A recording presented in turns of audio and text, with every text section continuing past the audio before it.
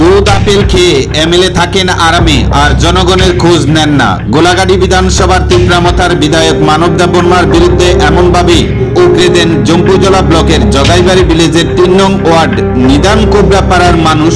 রবিবার দুপুর 12:30 বেহাল রাস্তা নিয়ে ক্ষুব্ধ জনগণ।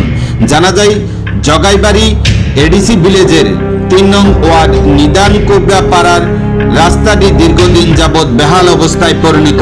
এলাকার বিধায়ক থেকে শুরু করে প্রশাসনের আধিকারিকদের জানানোর পরও কোনো রকম উদ্যোগ গ্রহণ করছেন না।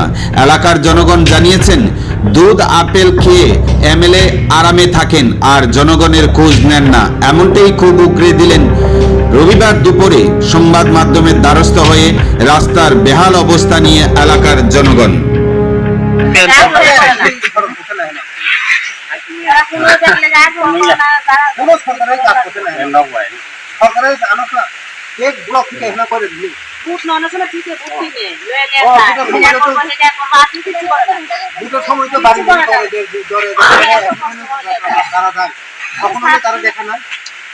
আমরা তো অনেকবার জানাচ্ছি, ব্লকও জানাচ্ছি, সব মন্ত্রী বড় আমরা গেছি, এমএলএ বড় গেছি। আমরা তো এখন ঘুমিয়ে রয়েছি, টাকা খাইয়া টাকার উপরে ঘুমিয়ে রয়েছি।